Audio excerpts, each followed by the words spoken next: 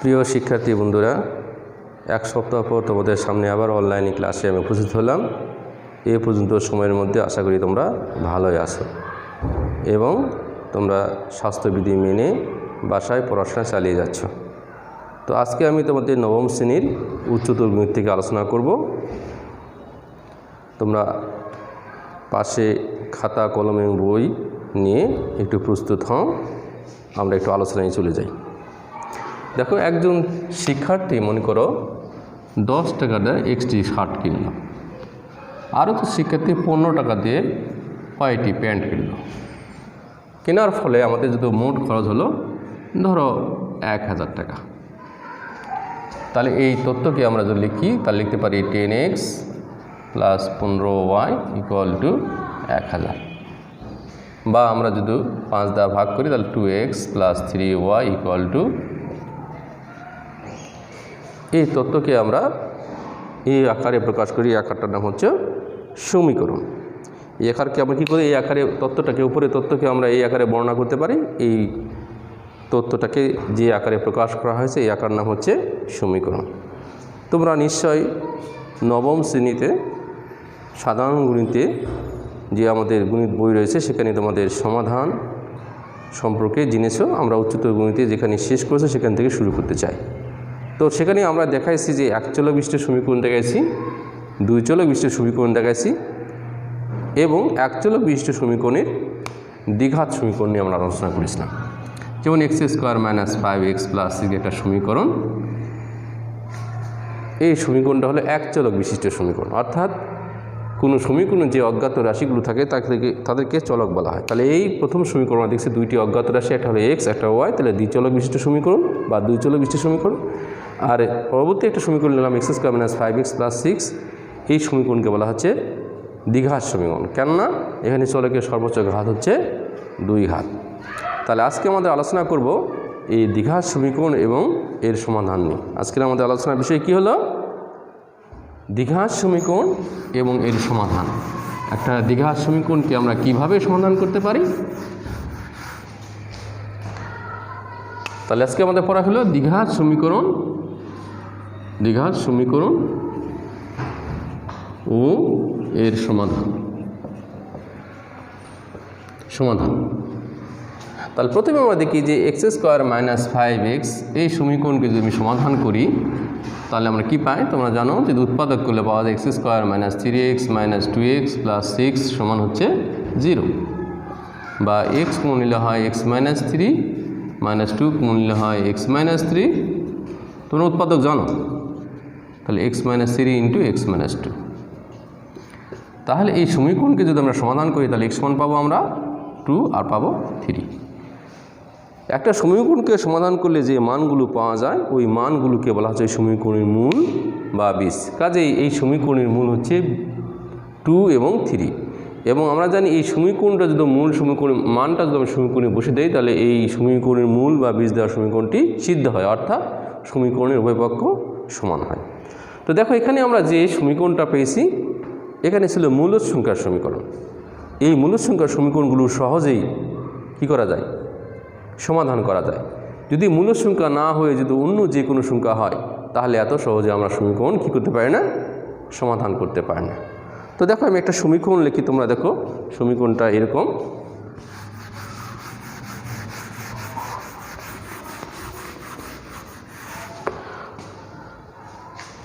সমীকরণটার আকার হলো ax² + bx + c = 0। এই সমীকরণকে হচ্ছে যত পৃথিবীতে সমীকরণ দ্বিঘাত সমীকরণ আছে সকল সমীকরণে কী করে প্রতিনিধিত্ব করে। এই সমীকরণকে আমরা বলি আদর্শ সমীকরণ বা স্ট্যান্ডার্ড ইকুয়েশন। তাহলে এই ধরনের সমীকরণ আমরা কিভাবে সমাধান করব সেই নিয়ে আমরা আজকে আলোচনা করব। তাহলে এই সমীকরণকে সমাধান করতে হলে আমরা কি করব? উভয় দিকে এ দ্বারা গুণ করি আগে।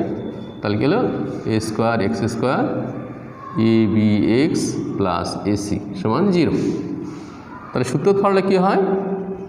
a² + 2a b বলতে আমরা কি বুঝি? b by 2 b by 2 whole square minus b by 2 whole square plus AC equal to 0। দেখো লক্ষ্য করো, যেখানে আমরা এ এক্সের উপর স্কোয়ার দিলে এ স্কোয়ার এক্স করা হয়, সূত্রে 2 নিয়ে আসলাম, এ বলতে এক্স আর বি বলতে বি/2 কেন দিলাম, যেহেতু 2টা আমরা অতিরিক্ত এনেছি, এই 2 আর 2 কেটে যাবে, কাজেই বিটা যদি বি/2 হয় তাহলে বি স্কোয়ার হবে বি/2। তাহলে আমরা অতিরিক্ত আনছি বি²/4, তাহলে এখানে আমরা সেই অতিরিক্ত মাইনাস করে আমরা কী করছি, তাড়াইছি বা সমীকরণের সমতা করা হচ্ছে, অর্থাৎ বি²/4, আর এসি ছিল এসি আমরা যোগ করেছি।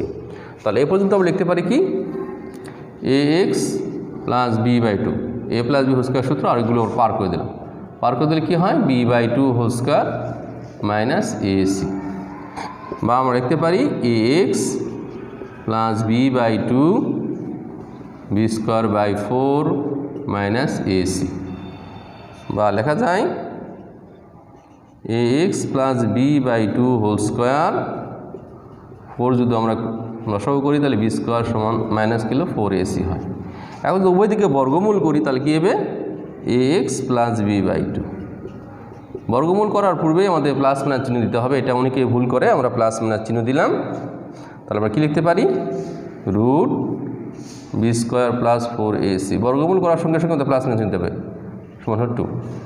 কেন প্লাস মাইনাস দিলাম, যে আমরা জানি যে বর্গমূল করার ফলে যে সংখ্যা পাওয়া যায় সেই সংখ্যা ধনাত্মক হতে পারে, ঋণাত্মক হতে পারে, এই জন্য আমরা বর্গমূলের পর আমরা প্লাস মাইনাস চিহ্ন দিই। এটা সাধারণ গতিতে তোমাদের স্যাররা আলোচনা করেছে। তাহলে কী হলো, বি² মাইনাস 4ac। তাহলে এটি সমীকরণকে কীভাবে সমাধান করা যায়, আমরা লিখতে পারি বা এ এক্স সমান minus b plus minus √/() b minus 4ac/2, বা আমরা লিখতে পারি এ এক্স সমান যদি 2 লসাগু হয় তাহলে কী লেখা যায়, minus b plus minus √/() b minus 4ac। তাহলে এক্স সমান হচ্ছে minus b plus minus √/() b minus 4ac/2। তাহলে আমরা দেখালাম যে a x square plus b x plus c, অর্থাৎ পৃথিবীতে যত দ্বিঘাত সমীকরণ আছে তার হলো পরিণত করে সমীকরণ হলো a x square plus b x plus c. এই সমীকরণকে বলা হচ্ছে আদর্শ সমীকরণ বা স্ট্যান্ডার্ড ইকুয়েশন। এই ইকুয়েশনকে যদি আমরা সমাধান করি তাহলে আমরা মান পেলাম কত, minus b plus minus √/() b minus 4ac/2। তোমরা জানো যেহেতু সমীকরণটা দ্বিঘাত তাহলে এর মূল হবে অবশ্যই দ্বিঘাত, মূল হবে 2টি। যেহেতু সমীকরণটা দ্বিঘাত তাহলে মূল কয়টি হবে, আমরা জানি যে কোনো দ্বিঘাত সমীকরণকে সমাধান করলে মূল পাওয়া যাবে 2টি, কাজে এই সমীকরণের মূল হলো 2টি। একটা মূল x1 দ্বারা আমরা প্রকাশ করতে পারি, লিখতে পারি minus b plus √/() b minus 4ac/2a। আর একটা আমরা লিখতে পারি x2 সমান minus b minus √/() b minus 4ac/2a। তাহলে তোমরা দেখলে যে একটা আদর্শ সমীকরণকে যদি আমরা সমাধান করি তাহলে 2টা আমরা বীজ পাই। একটা বীজ হলো minus b plus √/() b minus 4ac/2a, আর একটা বীজ x2 সমান minus b minus √/() b minus 4ac/2a।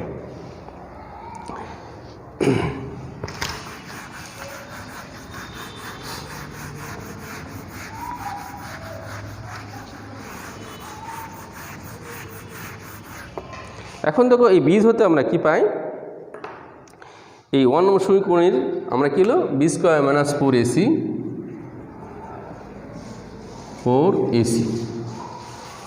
কি আমরা দ্বিঘাত সমীকরণে আমরা কি বলি, এই দ্বিঘাত সমীকরণ আমরা নিশ্চায়ক বলি। কি বলি, একে আমরা নিশ্চায়ক বলি, নিশ্চায়ক বলি, বা ইংরেজিতে ডিসক্রিমিনেন্ট বলা হয়। কী বলা হয়, ডিসক্রিমিনেন্ট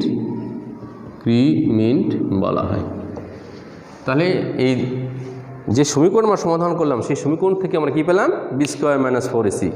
এটাকে এই দ্বিঘাত সমীকরণ আমরা কি বলি, নিশ্চায়ক বা ডিসক্রিমিনেন্ট বলে। এই দ্বিঘাত সমীকরণটি, এই নিশ্চায়কটা আমাদের কি করে, সমীকরণের মূলের প্রকৃতি এবং ধরন আমাদের কি করে নির্ধারণ করে। তাহলে এই সমীকরণের নিশ্চায়ক থেকে আমরা সমীকরণের মূলগুলো কি হতে পারে এবং এই প্রকৃতিগুলো কী হতে পারে সেটা কি করে নির্ধারণ করে। আমরা দেখব কিভাবে এই মূলগুলোর ধরন এবং প্রকৃতি আমরা নির্ধারণ করতে পারি। আমাদের কয়েকটা বিষয় লক্ষ্য রাখলে এই সম্পর্কে আমাদের পরিষ্কার হয়ে যাবে। 1 নম্বর কথা হলো, যদি নিশ্চায়কের মান অর্থাৎ বি² মাইনাস 4ac যদি 0 থেকে বড় হয়, 1 নম্বর আমরা কী পড়াবো, যদি বি² মাইনাস 4ac ইজ গ্রেটার 0, নিশ্চায়কের মান যদি 0 থেকে বড় হয় তাহলে সমীকরণের মূলদ্বয় বাস্তব হবে, অসমান হবে এবং মূলদ হবে। তাহলে সমীকরণ মূলদ্বয় কী হবে? বাস্তব হবে, অসমান হবে আর কী হবে? মূলদ হবে। কী হবে? বাস্তব হবে, অসমান হবে এবং মূলদ হবে। তাহলে আমরা বলতেছি নিশ্চয়কের মান বি স্কোয়ার মাইনাস 4ac 0 যদি বড় হয় তাহলে মূলদ্বয় বাস্তব হবে, অসমান হবে, মূলদ হবে। 2 নম্বর প্রশ্ন আমাদের, কিন্তু B square minus 4ac is greater 0 হয়। অবশ্যই এটা একটা কথা সারা গেছে তোমাদের যে B square minus 4ac is greater 0 হয়, আর যদি পূর্ণবর্গ হয়, সমীকরণ যদি কী হয়? পূর্ণবর্গ হয়, তাহলে বাস্তব, অসমান এবং মূলদ হবে। এবার যদি বি স্কোয়ার মাইনাস 4ac যদি কী হলে 0 হয় আর যদি পূর্ণবর্গ না হয়, অর্থাৎ কী হয়? পূর্ণবর্গ না হয়, তাহলে সেক্ষেত্রে মূলগুলো কীরকম হতে পারে? তাহলে 1 নম্বর ছিল যে নিশ্চয়কের মান যদি 0 থেকে বড় হয় আর পূর্ণবর্গ হয় তাহলে সমীকরণের মূলগুলো হবে বাস্তব, অসমান এবং মূলদ।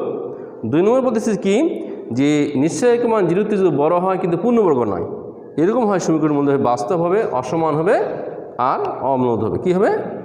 এক্ষেত্রে মূলগুলো হবে বাস্তব হবে, অসমান হবে আর কি হবে? অমূলদ হবে, অমূলদ।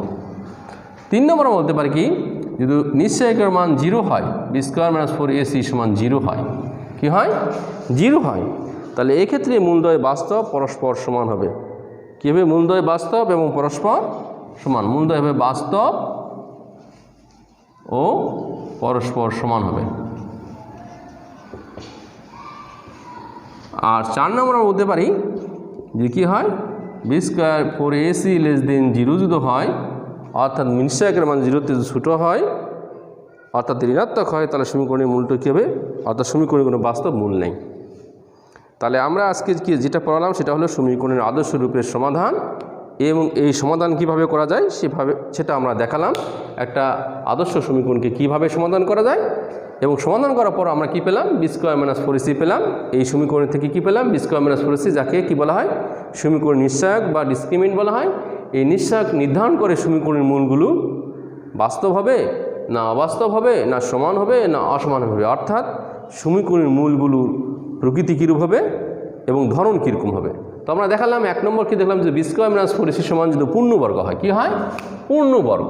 এটা যদি পূর্ণবর্গ হয় তাহলে সেক্ষেত্রে মূলগুলো হবে বাস্তব, অসমান, মূলদ। আবার নিশ্চয়কের মান 0 থেকে যদি বড় হয় আর পূর্ণবর্গ না হয় তাহলে সেক্ষেত্রে মূলগুলো হবে বাস্তব, অসমান এবং অমূলদ। আর যদি নিশ্চয়কের মান 0 হয় তাহলে মূলগুলো হবে বাস্তব এবং পরস্পর সমান। এই বাস্তবের মধ্যে অমূলদ হতে পারে, মূলদ হতে পারে, অনেক কিছু হতে পারে। আজ কি হয়? যদি নিশ্চয়কের মান 0 থেকে ছোটো হয়, অর্থাৎ ঋণাত্মক হয়, তাহলে সেক্ষেত্রে সমীকরণের কোনো বাস্তব মূল নেই। এবারে আমরা অঙ্কের দিকে চলে যাই। তোমাদের 19.5.1 পঞ্চম অধ্যায় একটি অঙ্ক আমরা দেখাবো। দেখো, 1 নম্বর অঙ্ক আমরা বলছি সূত্রের সাহায্যে নিচের সমীকরণগুলো সমাধান করো। তাহলে একটি সমীকরণ আমরা সমাধান করে দেখাই কিভাবে সমাধান করে যায়।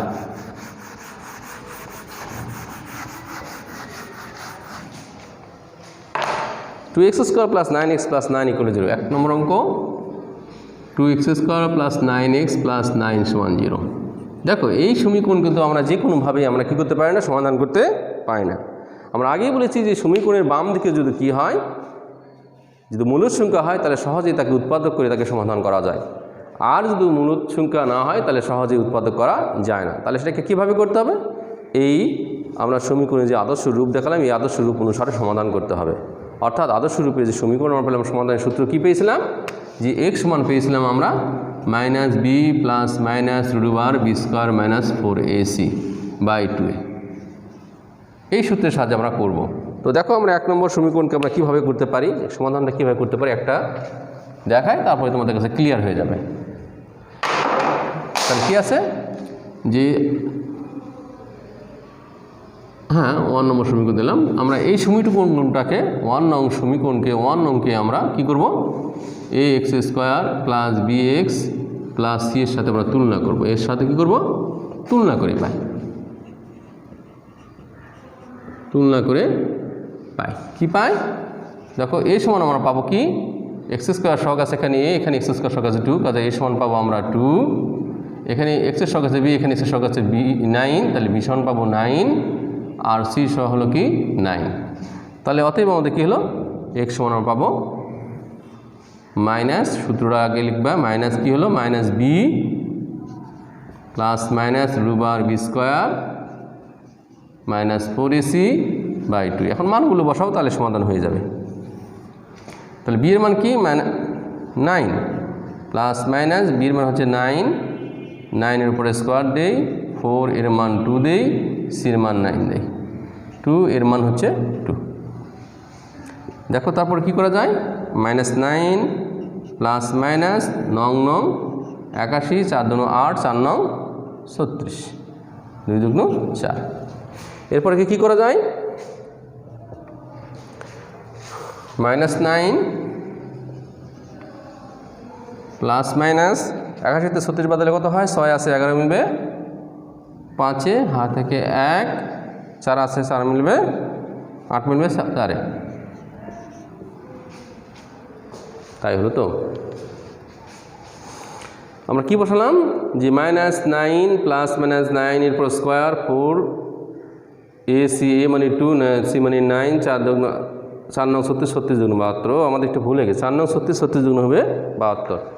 দেখো আমি ধরতে পারিনি, একটা মিস্টেক হয়ে গেছে, কি যেখানে গুণ করতে ভুলে গেছে, 4 9 36 36 দুগুণ 72।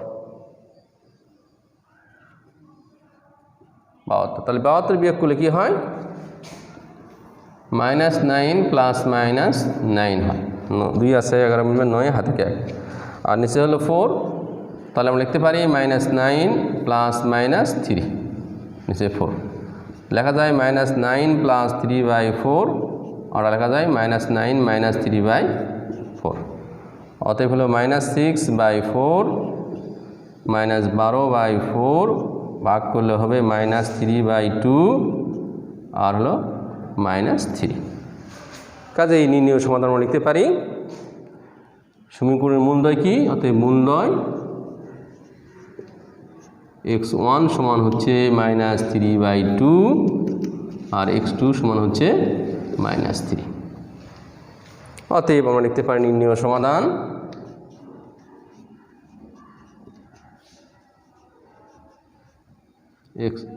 x সমান -3/2, -3। তাহলে প্রিয় শিক্ষার্থী বিন্দুরা, তোমরা দেখলে কিভাবে অঙ্কটা আমরা সমাধান করতে পারি। আজকে আমরা 5.1 সমাধান অংশের আমরা তোমাদের একটা গাণিতিক তথ্য নিয়ে আমরা আলোচনা করলাম, কিভাবে একটা আদর্শ সমীকরণকে সমাধান করে যায়। সেই আদর্শ সমীকরণের ভিত্তিতে অন্যান্য অঙ্কগুলো কিভাবে করা যায় আমরা দেখালাম।